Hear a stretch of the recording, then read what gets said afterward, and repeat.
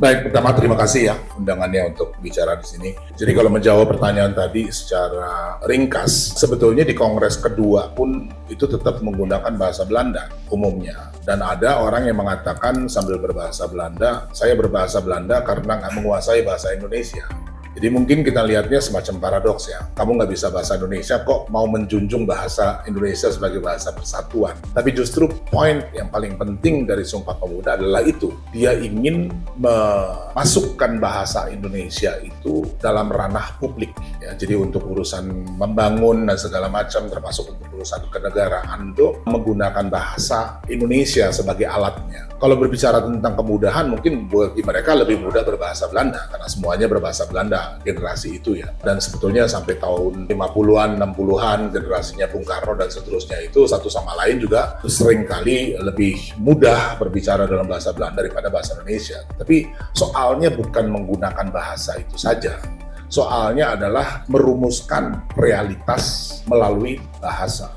Itu yang paling penting sebetulnya ya dari seluruh proyek ini. Orangnya boleh aja berbahasa campur-campur gitu ya. Tapi dia ingin dalam Kongres Pemuda itu membuat ranah publik itu dimaknai, dimengerti, dikomunikasikan melalui bahasa Indonesia. Jadi itu yang membedakan dia dari proyek kolonial.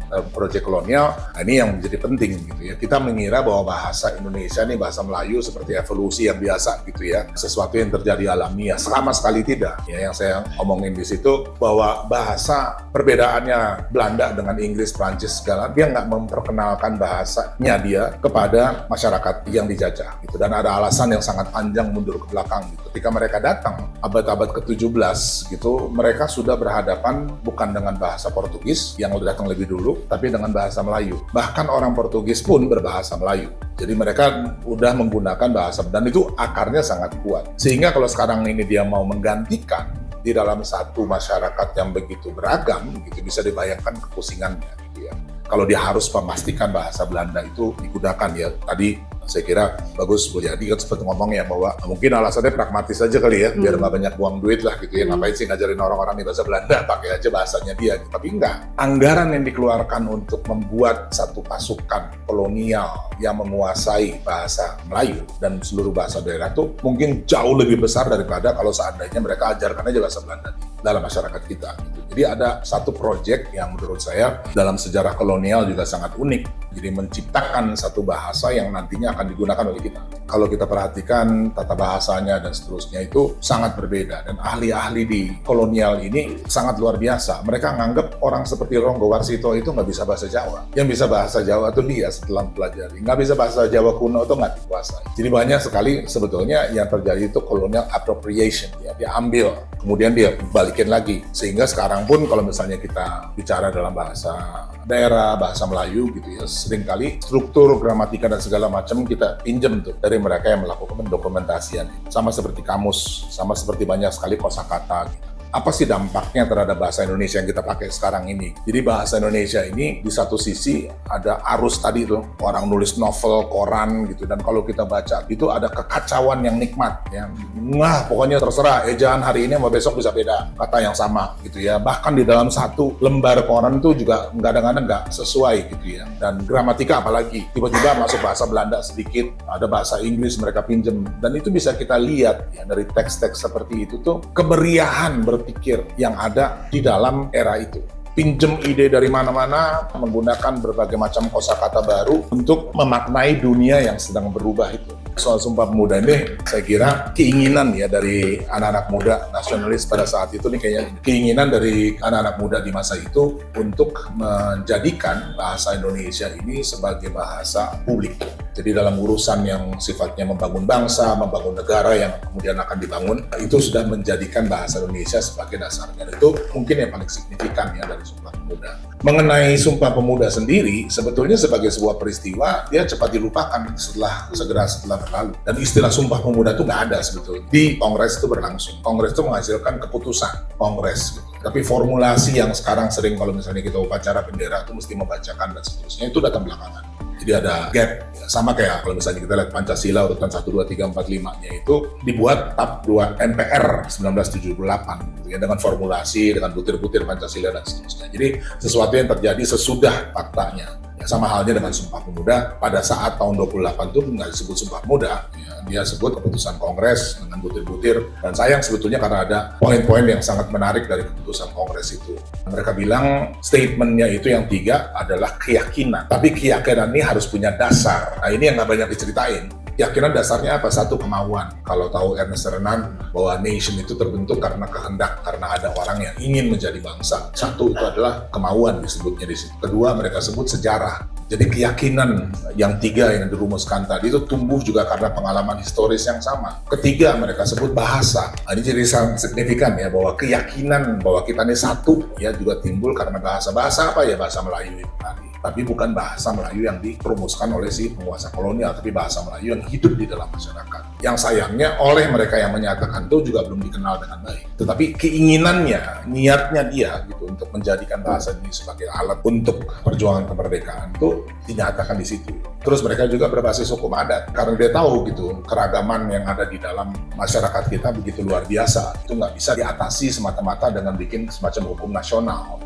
Jadi dasar keyakinan kita bersatu itu justru karena memperhatikan keragaman. Nah, ini elemen-elemen yang sayangnya kalau udah cerita tentang Sumpah Pemuda itu hilang, ya direduksi menjadi 3 kalimat gitu ya, mesti dibacain kencang-kencang gitu ya, setiap kali ada upacara gitu ya. Sayang gitu ya, karena sebetulnya ini satu dokumen, satu buah pemikiran yang sangat luar biasa, kaya gitu ya, akan segala macam dimensi. Tadi ya di video sempat saya singgung, paruh kedua abad 19 itu sangat menentukan. Kenapa? Karena realitas baru juga bermunculan. Ingat terusan Suez dibuka 1970 ya, jadi ada banyak sekali barang-barang yang datang, industri mulai berkembang, mesin dan seterusnya, menciptakan lanskap ekonomi sosial yang berbeda dari sebelumnya. Gitu. Kalau dulu perkebunan bergede gitu ya, kalau sekarang gitu tiba-tiba pabrik berdiri di mana-mana, ada realitas-realitas baru. Kereta api juga sangat penting gitu ya. Dengan kata lain, dunia modern ini mulai muncul. Problemnya adalah bagaimana mengartikulasikan kemodernan itu dalam bahasa lokal. Ada banyak sekali istilah, ya dia nggak punya istilah mengenai barang-barang baru yang datang gitu ya. Bukan hanya menamai benda-bendanya. Menamai keseluruhan ini apa sih? Pengalaman-pengalaman baru ini namanya apa? Kalau dilihat Ronggo Warsito, dia balik ya nih zaman Edan. Zaman dimana secara siklis di masa lalu ya, kalau di dalam logikanya kerajaan, itu selalu ada zaman Edan, ada zaman naik, segala macam seperti siklus kayak begitu ya. Jadi dia menjelaskan balik lagi satu realita baru, dijelaskan dengan cara lama. Nah sementara orang-orang ini berpikir, enggak, ini harus ada nama lain gitu ya, untuk realitas baru ini. Apa namanya? Nggak tahu. Iya, dia nggak punya kata-katanya kan dalam bahasa Melayu yang dia kuasai. Dia harus pinjam dari bahasa Belanda, dia harus pinjam dari bahasa Inggris, dia harus pinjam dari banyak sekali bahasa yang lain untuk dipadu kemudian menjadi satu bentuk baru. Nah kalau ditanya bahasa Indonesia, itu sejarahnya. Jadi jangan cuma lihat sekarang penggunaan bahasa Indonesia tuh dengan kata lain punya kandungan sosial, politik, punya misi gitu ya di dalam dia dirumuskan awalnya dan kemudian juga mestinya sampai hari ini gitu ya. Dan itu yang sering luput dalam pembicaraan tentang bahasa, karena seringkali tadi Bagus Mulyadi juga ada kritik ya bahwa bahasa jangan cuma dilihat sebagai alat komunikasi. Bahasa itu satu mencerminkan realitas, ya cara kita menangkap realitas itu ya melalui bahasa, dan pada saat bersamaan membentuk realitas. Bahasa tidak menciptakan benda ini, tetapi kalau sekarang ditaruh dalam setting, kita bilang ini namanya dekorasi, konsep tentang himpunan dari benda-benda yang tidak dibentuk oleh bahasa, tetapi seluruh ini yang merupakan realitas dibentuknya kan oleh bahasa. Membayangkan sekarang ini kita bebas dari penjajahan, membentuk satu, itu nggak mungkin dikerjakan tanpa melalui bahasa.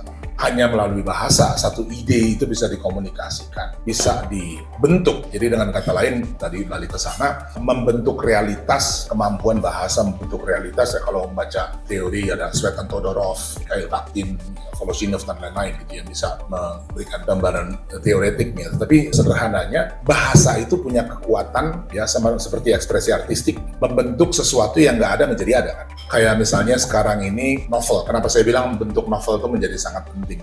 Prinsip realisme itu adalah menciptakan kenyataan, menciptakan sesuatu menjadi nyata lebih dari kenyataan itu sendiri kan. Dia nggak cuma sekedar menggambarkan realitas, oh ada banyak orang di ruangan ini, tidak sekedar itu kan.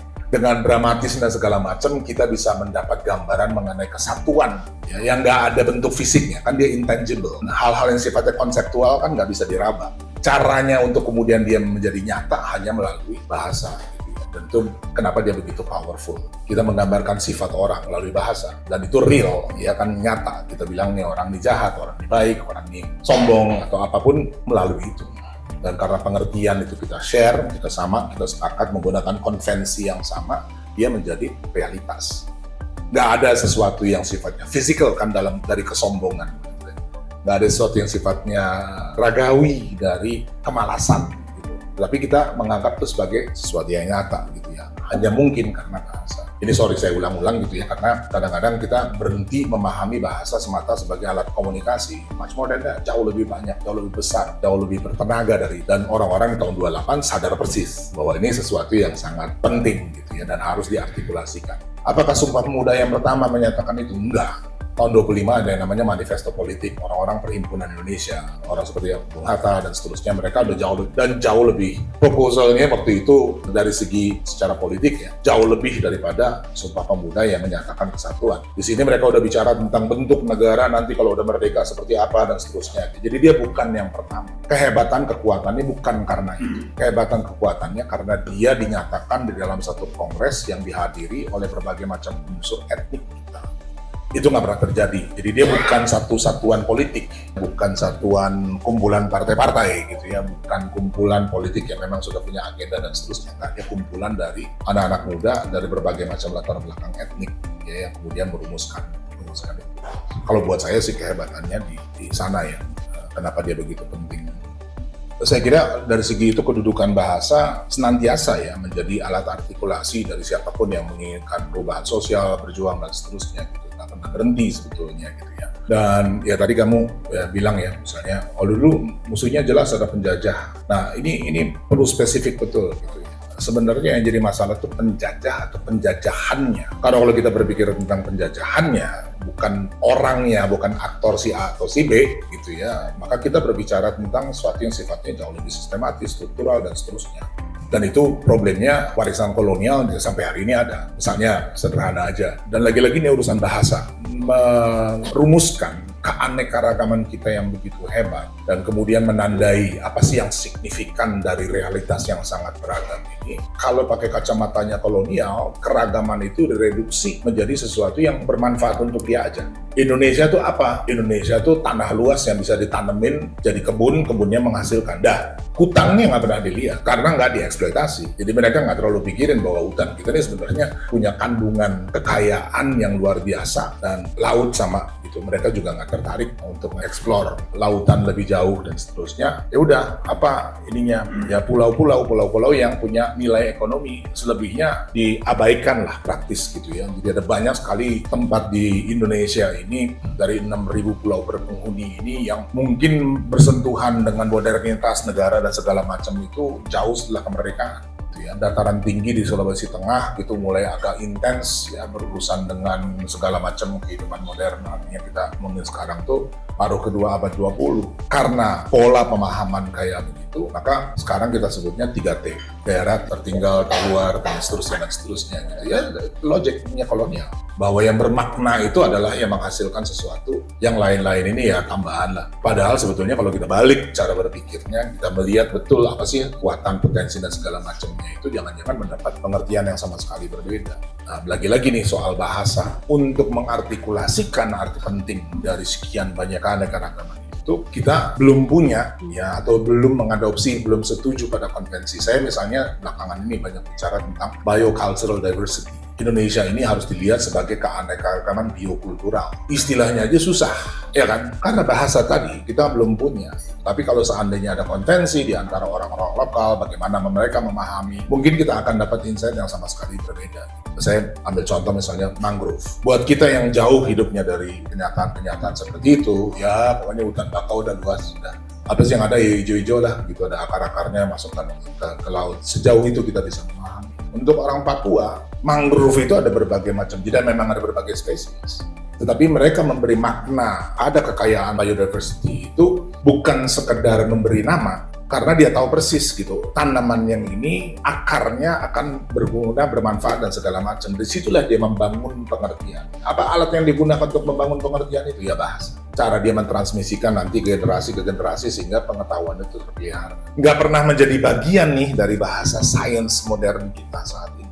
Bahasa pembangunan modern kita ini nggak nyampe ke tangannya ke sini, nggak bisa menjangkau. Kerugian apa yang kita derita? Indonesia ini adalah hutan mangrove terbesar di satu negara di dunia tuh kita. 20% dari mangrove dunia itu ada di kita, 3,31 juta hektar.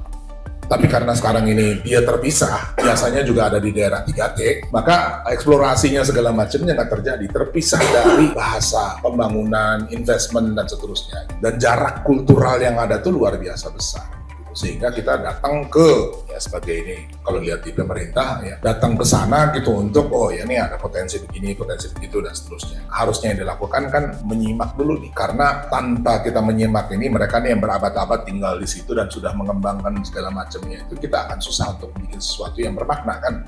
Dan kalau lihat potensi ekonominya luar biasa besar. Dan ini studinya World Bank gitu ya. Mereka bilang bahwa yield atau hasil yang diperoleh dengan mengelola 1 hektar mangrove itu secara lestari, ambil hasilnya ikannya apapun segala macam, dan juga untuk carbon capture, kalau dikelola dengan benar, $15.000 per hektar per tahun. Kali aja 3,3 juta hektar. Salah satu hutan bakau terbesar di Indonesia itu di Kabupaten Kaimana. Yang sedihnya saat ini adalah salah satu kabupaten di Papua Barat dengan PAD terendah, cuma 28 miliar. Padahal kalau misalnya kita, itu tadi ya, ini soal bagaimana bangunan, governance, dan segala macamnya itu jika mengabaikan keragaman, juga termasuk di dalamnya keragaman linguistik. Karena kita nggak tahu aja kan, bahasa yang kita gunakan nih, bahasa Indonesia bukan, ya jadi lagi pengertiannya bukan hanya soal kata-kata ya, jadi bukan bahasa Indonesia dalam pengertian berbeda dengan bahasa asing, bukan. Gitu ya. Tapi keseluruhan konseptual ya, yang dibangun dengan bahasa ini memiliki keterbatasan sehingga nggak bisa menjangkau banyak kali realitas yang penting dan itu problem besar di kita sekarang.